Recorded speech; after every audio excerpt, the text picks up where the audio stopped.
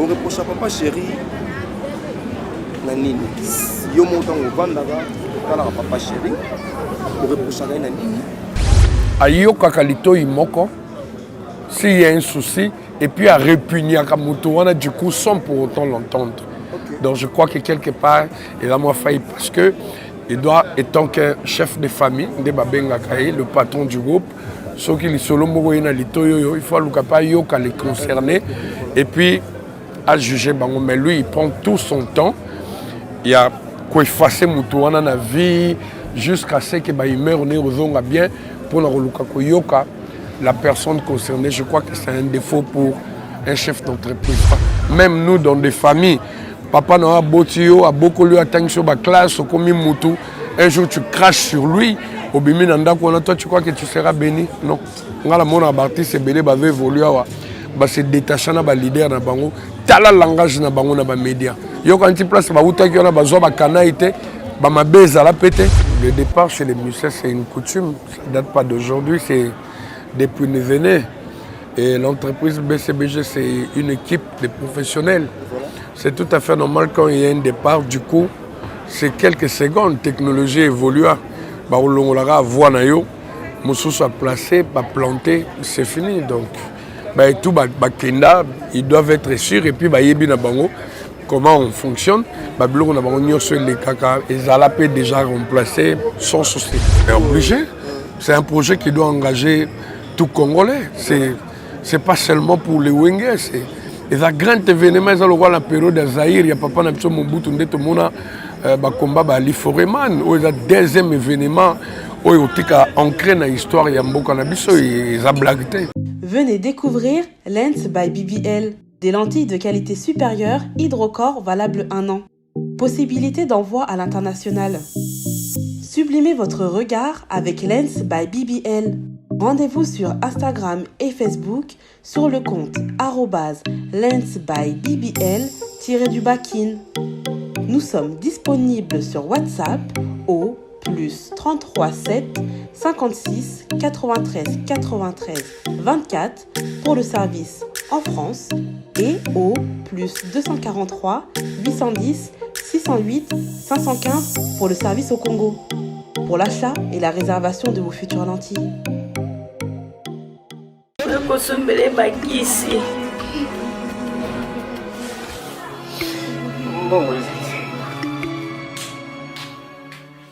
Enfin, avec le projet Congo Mokili Mavros, bayeli biso gratuité à santé. Bazali kotonga ba centre de santé na ba quartier inhospitalier ya ville ya Kinshasa. Nyonso ekozala ya ofele. Misala ebandi déjà na Kindele pe na Maluku. Yope, sala lokola baninga, na 10 €, 100 €, 1000 € na yo, contribuer pour na kosunga bandeko na Kinshasa. Tala na se ya vidéo na description, okomona lien ya cagnotte. Cliquez lien ya cagnotte, et kofungole la page oyo. Cliquez na je contribue, otie montant au kokoka, aucun mode ya paiement, soit PayPal, ton compte bancaire.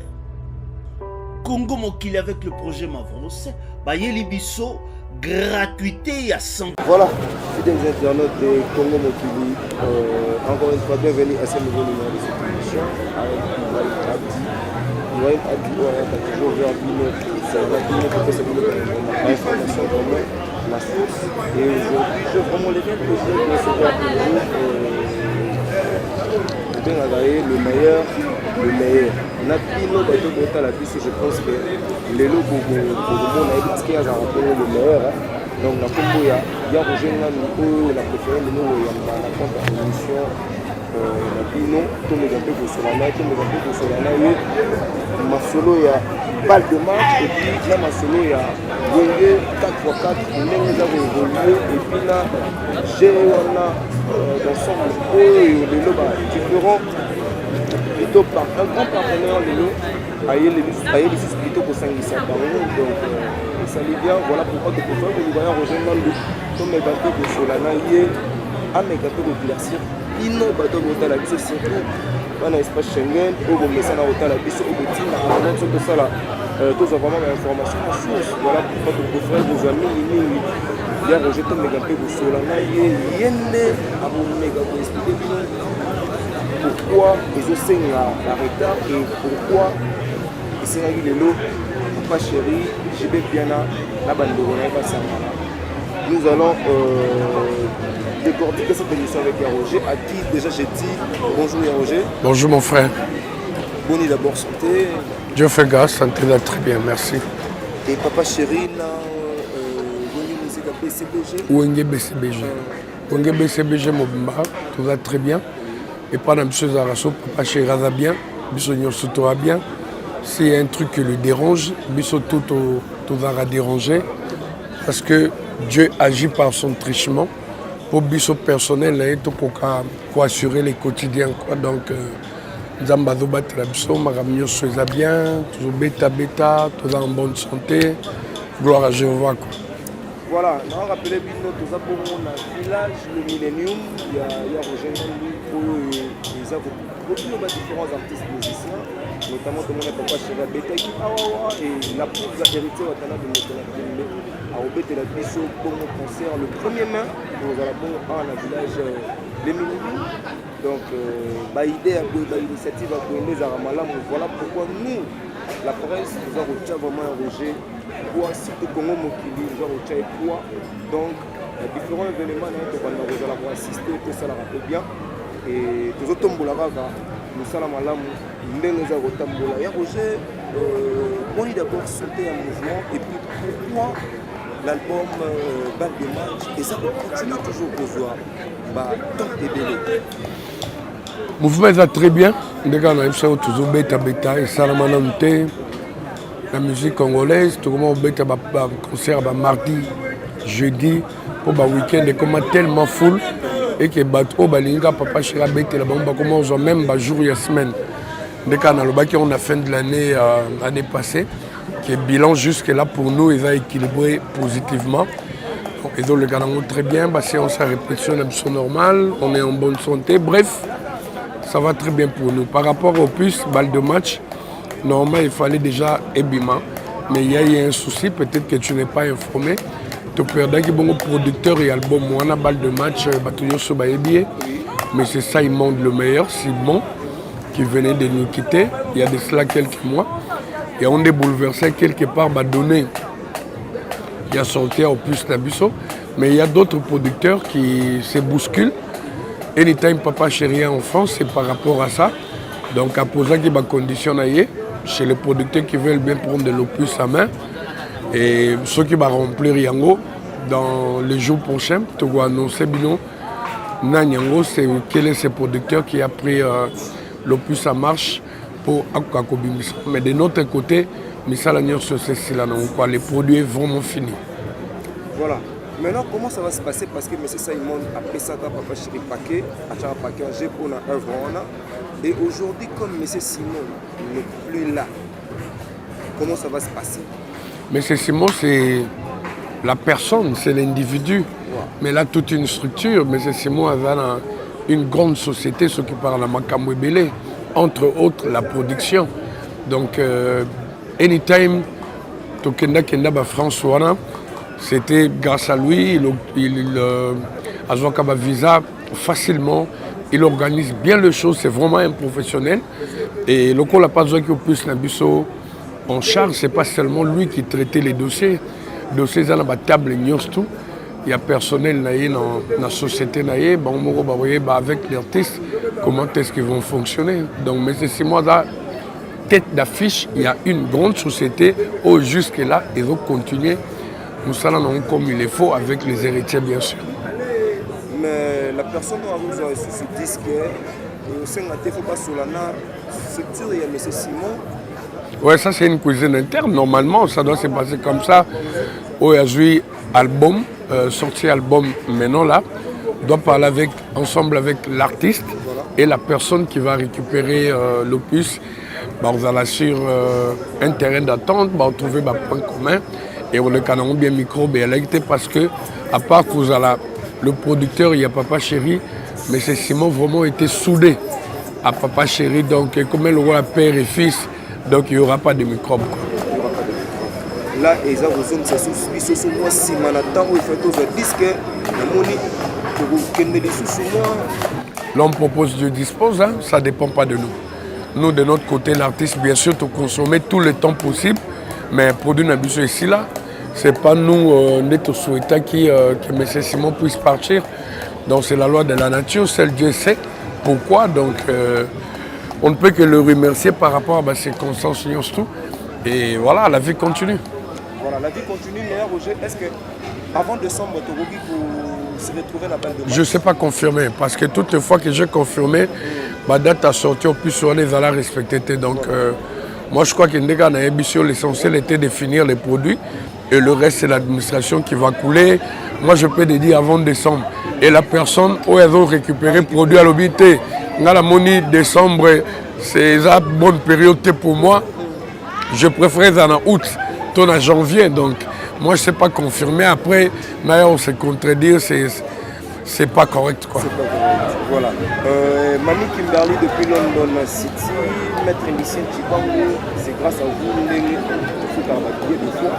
merci à Maître Lucien Chibango, merci encore une fois à Alimumba depuis Paris, merci à Victor Jackson Lubanga depuis Paris, merci à Olivier Doumou depuis Brazzaville, à séjourner à Paris, merci à l'honorable Gaëtan Claudia, merci à l'honorable Rémi Ayayos, vous êtes nombreux, surtout du côté de Casablanca, au côté de la Rappel Pichot, merci Nabino. Il y a Roger, moi posant la chanson à la balle de match. J'ai deux chansons. Deux chansons. Na immortalisé Toli Iloka Bongo, Guardiola de l'Angola, et puis Julie Kitima Feza des États-Unis.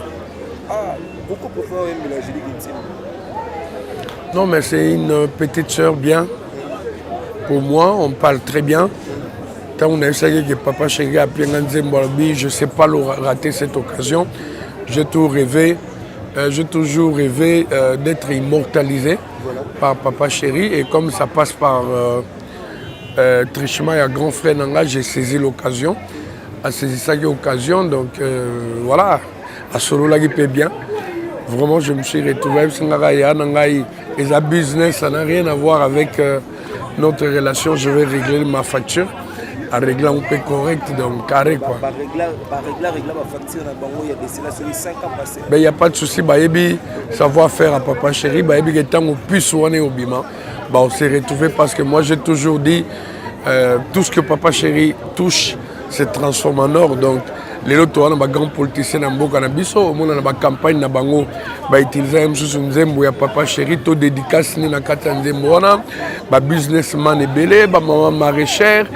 Bato belé basalaka makambo oyo ekotisaka bibende omoni base référera toujours na Papa Chéri akoka koyemba bango mpo makambo na bango ekende de l'avant et puis erataka te donc bayebi na bango ke soki opuise wana ebimi bakose retrouver quoi. Mais il y a Roger Nalina Loba et c'est très important pour la fan club na bino botala bino au perdaki mo ba différents musiciens patati patata bakenda ba mesusu bakenda osala ba disque na bango ba mesusu batika biso. Est-ce que Papa Chéri a géré le Rwandais? Parce que la mission a aimé la disque, tant que je ne sais pas comment ça s'est passé. Est-ce que vous utilisez les bâtons sous Bayemba, solo Foko na Bango? Tout Papa Chéri a tiki, emprunte na Bango toujours. Non, le départ chez les musiciens, c'est une coutume. Ça ne date pas d'aujourd'hui, c'est depuis une venue. Et l'entreprise BCBG, c'est une équipe de professionnels. Voilà. C'est tout à fait normal quand il y a un départ. Du coup, c'est quelques secondes. La technologie évolue. On a voix nayo, Moussou soit placé, planté, c'est fini. Donc, tout ils doivent être sûrs. Et puis, comment on fonctionne. Les alapés déjà remplacés sans souci. Mais dans l'album balle de match, dans la chanson de Papa Chéri, immortalisé. C'est lui l'acteur principal en fait. Okay. Parce qu'il faut se le dire, tu peux acheter la plus belle chanson et pas ma parolier. Dans le niveau groupe, si Papa Chéri n'intervient pas, franchement c'est nul quoi. Parce que il y a une à Lévi, on n'a pas de quoi. C'est lui l'acteur principal. Le roi Zaina Moussale Belé n'a pas ça y est. Charge wana te oyemba nzembo mobimba e bandel tisuka parce que ma collègue me soupe Banzembu, Bazalé Pena Posa ya voix na Banzembu wana. Donc il a une grande partie où il a chanté, mais il y a d'autres musiciens qui ont intervenu. Netiba Lekinanga Joski, le cadet du groupe, vous découvrez Nantes, vous découvrez un album où il est vraiment talentueux. Boyo Kabatlewa, Michigan, donc Boyo Kabachuda. Franchement, niveau Yembeleli, en duo avec Papa Chéri, c'est vraiment mortel. C'est du lourd quoi. Voilà, je suis toujours avec Roger. C'est vrai que Papa Chéri a joué la moi tant qu'on a vu ce qu'il a fait Bima. Je dis que Bima, yo mo temps on va la rapper. T'as la rapper Papa Chéri. Par rapport à ma œuvre Papa Chéri a la biso lelo na monde batula de on pense à rater lelo Papa Chéri à ça la paix moi featuring na bandego mususu à l'étranger de tourner na bandego no mususu à ça la featuring na différents artistes à l'étranger. Papa Chéri Baba featuring voilà c'est pas né d'aujourd'hui et surtout que la musique congolaise il est parmi Banda Makamwana. Beaucoup de chansons le roi Cavalier solitaire au Papa Chéri à l'époque déjà à Mbana vieux beaucoup l'eau bah immortalisé Kulutu Nanga Koko Malanga. Mais bon lui s'est dit toujours un peuple mûr doit compter sur ses propres forces. Bien sûr l'échange culturel voilà ça enrichit aussi, ça permet aussi aux artistes d'aller plus loin. Mais Yambo Kanabiso tu sais comment ça marche. Au Benga Muninga Bossa les locaux comme Azalaki down, il n'arrivait plus. C'est grâce à moi que ça a accroché. Ngaïnde. Alors lui, il évite. Il préfère faire Babilo Konaye, Moko, Nakoup Naye. Et dans les jours à venir, peut-être dans son album, il a fait une carrière. Il aura besoin d'un featuring avec les artistes et musiciens et les bandas. Où il va en bon terme, ça va venir. Mais pour l'instant, où les albums, il y a groupe. On a eu à travailler nous-mêmes. Mais Davido vers Binoko pour la moi échange culturel. Oui, ils se sont vus avec Papa Chéri Lubumbashi. Oui, il y a un calendrier super chargé. Mais c'est dans les voies, ils ont eu à discuter. C'est le moment opportun pour concrétiser en haut. Pareil aussi, Youssou. Le projet sera toujours. Oui, Youssou. Donc il s'est fait que Papa Chéri a trop chargé, il a full chargé. Mais bon, dès que le temps n'a pas coïncidé, donc il n'y a pas de souci, il n'y a pas de retard en soi. Voilà, plus de 200 concerts dans l'année Moko. Je dis bien plus de 200 concerts dans l'année Moko. Chaque jour, on a Papa Chéri sans album. C'est ce qu'il a choisi comme travail, il ne peut que faire ça.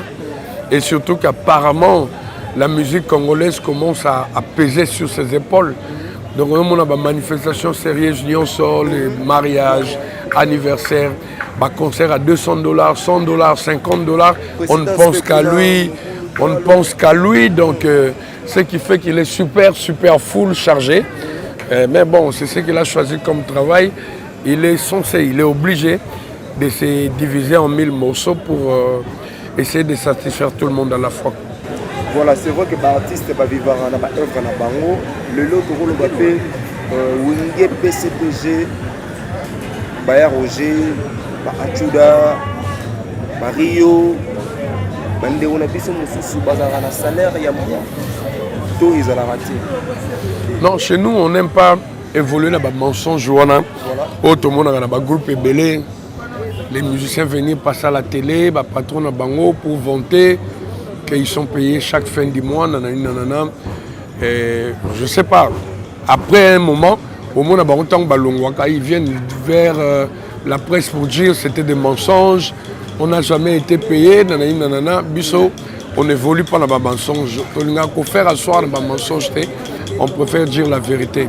Chaque fois qu'il y a production, ou chaque fois concert, on rentre au pays, on fait les calculs, le nombre de concerts au Bobeti. Et chaque musicien a 2 concerts ou 5 concerts ou 10 concerts par concert, on a autant. Et on va retrouver dans l'enveloppe. Pareil, au niveau national, ça se passe comme ça.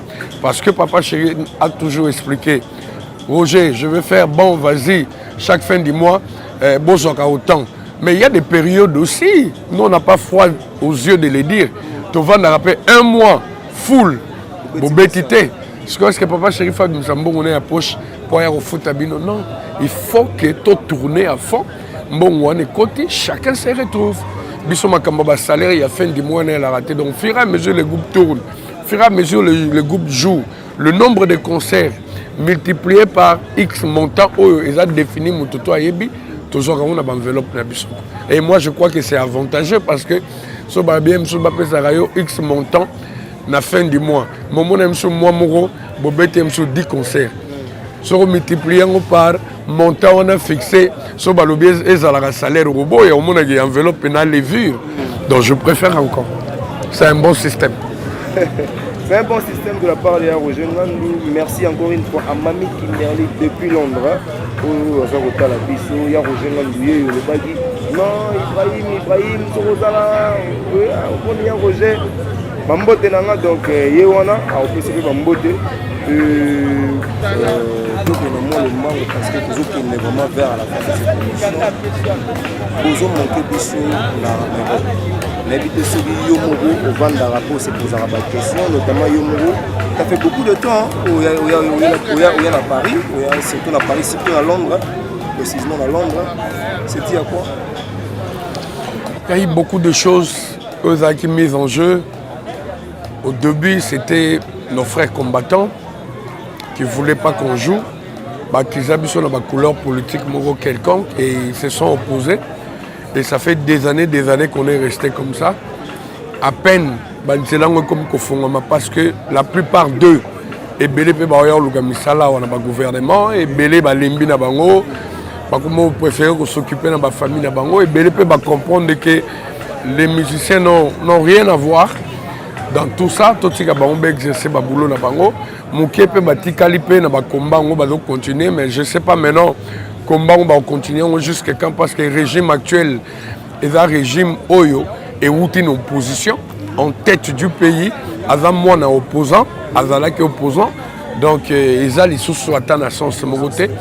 Il y a les autres groupes comme déjà Gobima Bima Kobeta Beta. Je crois que Maramio se commune en règle, il suffit que on va la correct na administration mboka o yozo kende wana makambo zana ngo vraiment bien au beta na yo mais est-ce que tu comprends un peu pour tout le monde au PCBG à Londres ne vous avez beta la biso si déjà sur internet bon déjà au mois de juillet on sera basé aux États-Unis pour un moment mais au beta ba Canada wana. Donc, Makamuzongi Nango, Grande-Bretagne, on a tous dans contact.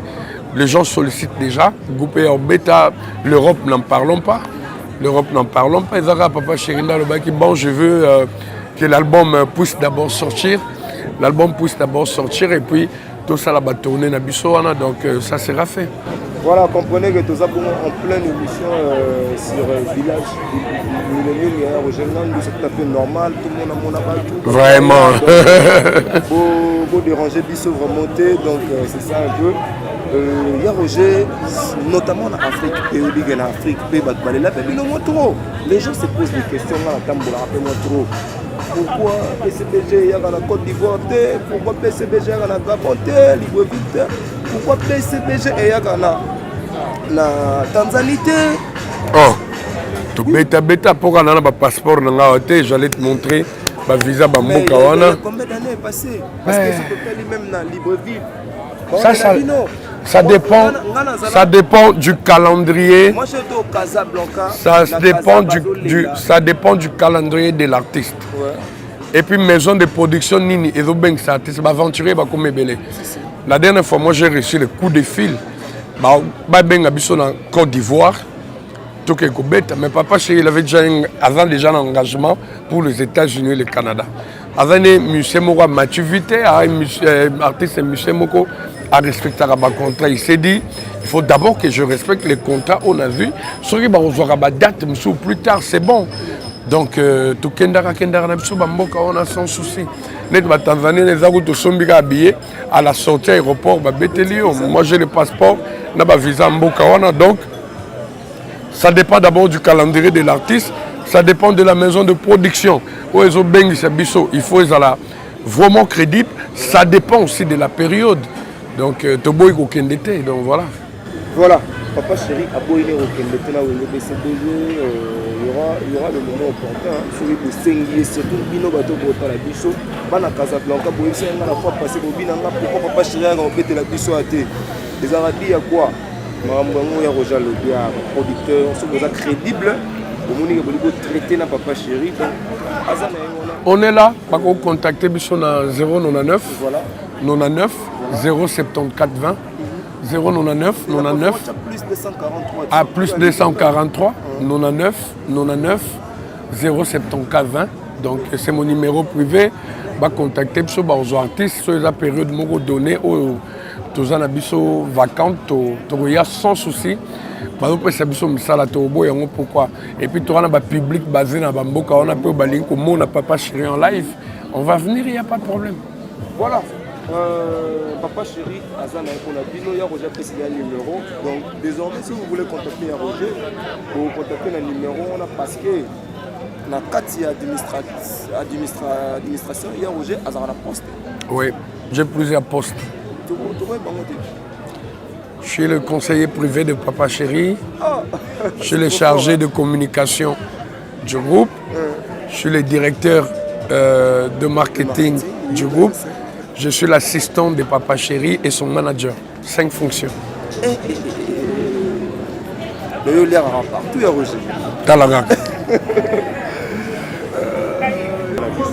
Nous allons parler de Wenge d'ensemble. Projet, c'est un grand projet que moi j'ai applaudi.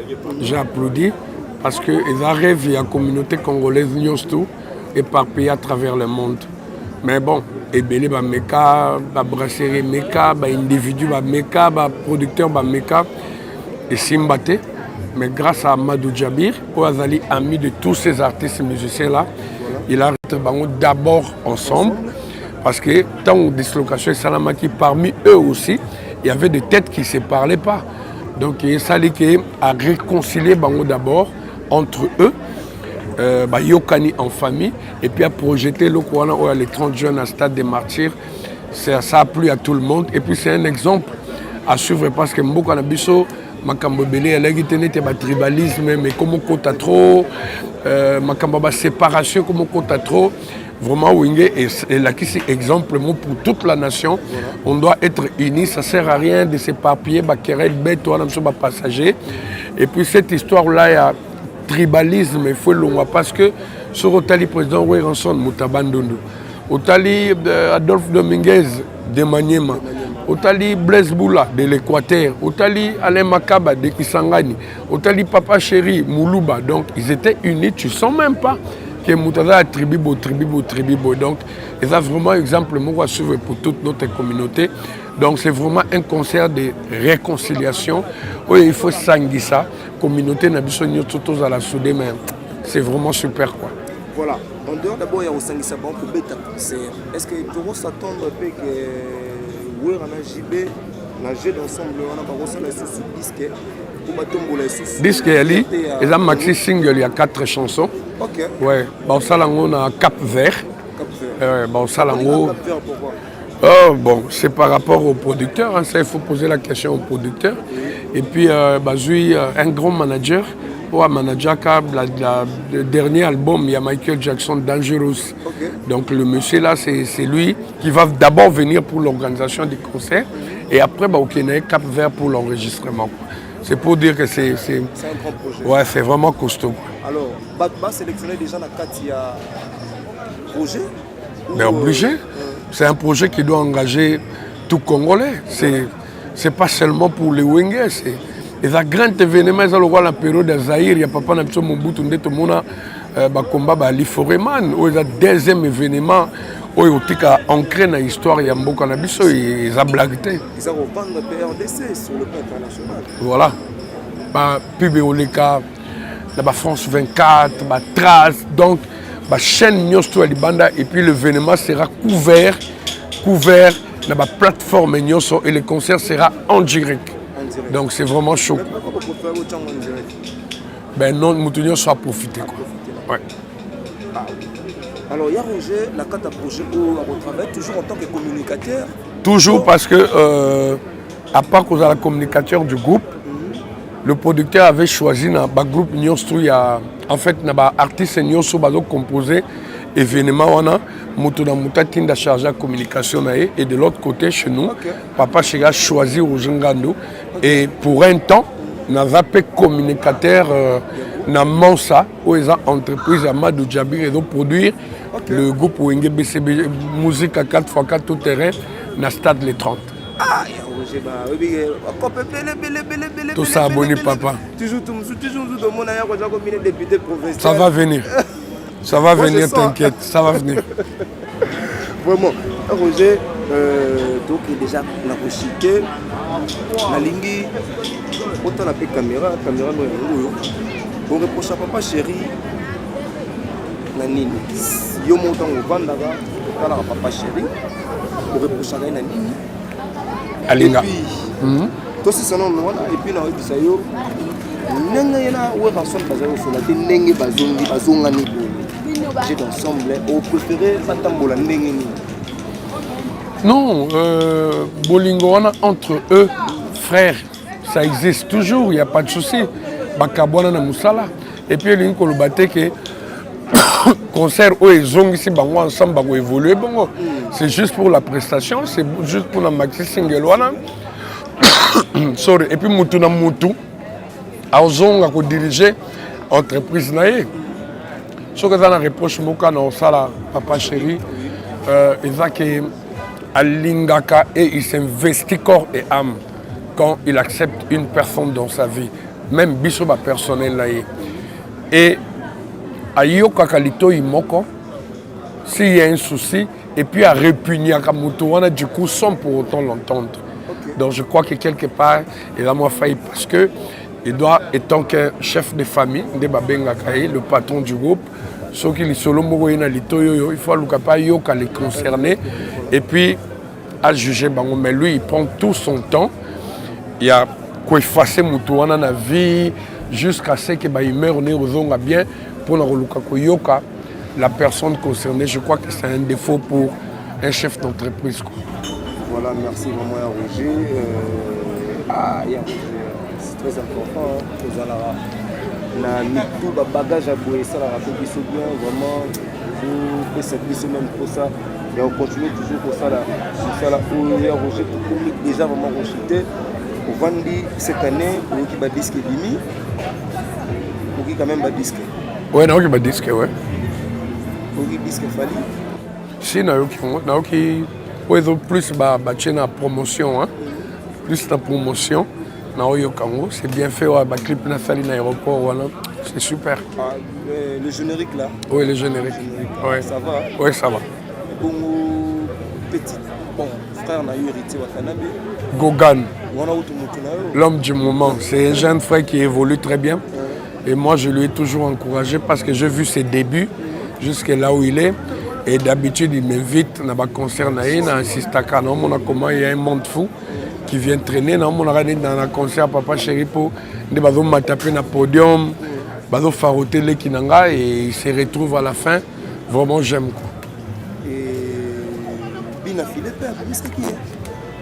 Dans style, sa façon de chanter, et puis il est organisé aussi. Et puis il a ce cœur-là d'aider les gens. Mon assemblée personnelle, qui pas parents, dans la chara automobile, pendant qu'il est en plein succès. Moi, j'encourage. Et il est très poli. Dans ce côté, tu sens vraiment qu'il te respecte. Il a une vraie valeur. Et puis même le langage dans les médias, tu sens qu'il est correct. Quoi. Fabregas, maestro Fabregas. Oui, c'est bon. Ça m'a choqué. Ça m'a choqué parce que le mission, il faut que le leader va souffrir à Makasi. Pour l'octroi. Oui, pour l'octroi, il y a un visa. Il y a confiance. Il y a un côté, l'autre côté, l'autre côté. Il y a un avion parce que le départ, on est comme un bébé, ça va dossier à l'ambassade. Net aux États-Unis, à la raison qu'il y a 5 ans après, nde bakondima dossier na bino mpo batraite yango. Alors ekozala baditor na balider et puis na bareste ya groupe. Donc moi je crois qu'il faut bazwa conscience dans le sens où on a visa na yo déjà sur bandi kozwa no ba visa même yo moko personnellement au Kenya ambassade au sengi visa pour qu'il y ait des vacances ou avec ta petite famille bah quoi octroyer yo pour ton opé bon et comment on normal caca normal je vois pas pourquoi on doit se couper en 1000 morceaux abandonner musala na yo baby c'est les baninga dossier au choquer patron na yo d'avoir fait confiance à mes maillots ça sert pas. Voilà, moi on a vu dans la souka au papa chéri ndimaki na motema moko na kombo ya Ibrator Mpiana. Papa chéri batizaki vraiment na kombo ya Mpiana. Moni lelo komona papa chéri pesa mutu kombo na ye. Vraiment et ça là il va te belé bien et batu vraiment va se peler na ino wana. Mais les gens se posent des questions, il a et plutôt Ibrator a so commenter ndenge vraiment et c'est qui artiste Azala depuis Aya de papa chéri. On commenter comment c'est presque chaque week-end qu'il joue. Il est tout le temps parti. Il a un album, je crois. C'est pas sorcier. Mais ça joue pas. Mais il faut le soutenir. Vous êtes là pourquoi? Au lieu de critiquer négativement, il faut soutenir vos artistes. Mais vas-y, il faut le faire, il faut repropulser. C'est un jeune qui s'est séparé de son groupe. Il a un groupe à gérer, c'est pas facile. Il a concerné dans la cabine à maintes reprises. Il traîne du monde. Il a une belle voix, il compose bien. Et il y a des producteurs qui lui appellent par-ci, par-là, en Angola, etc. C'est à vous payer, ça y est, booster. Makambo Kende de l'avant, seul, il ne peut rien. Il faut toujours. Mais moi, je crois que par rapport à ce qu'il était aujourd'hui, vraiment, c'est une flèche montante. Mais papa chéri, il n'a pas un projet avec lui. Si, Aïm n'a papa chéri. Si, Aïm n'a papa chéri. Aïm n'a papa chéri. Papa chéri a l'ingénieur solo beaucoup épaissé. Ibrator, c'est un jeune frère à lui. Durant la vie de papa chéri, à l'attendant nous combonaye et puis à rendre hommage Joana laisse tomber. C'est tout à fait normal. Papa chéri n'a rendu a renvoyé à son sœur. La dernière fois, tu as acheté le dernier concert. Ibrator était là, il est monté au podium, il a presté. Papa chéri a côté ma beaucoup d'approche à saluer encore au sala, à inviter qui, voilà, fan naïe, va faire quelque chose pour lui. C'est comme ça que ça doit se passer. Donc, Binopé, de votre côté, la presse, vous êtes là, vous cherchez toujours un point noir. Là où ça cloche mal, allez, ça s'accentuer pour faire chuter l'artiste. Non, tout le monde a open de il ne faut pas propulser l'artiste. C'est quand même important.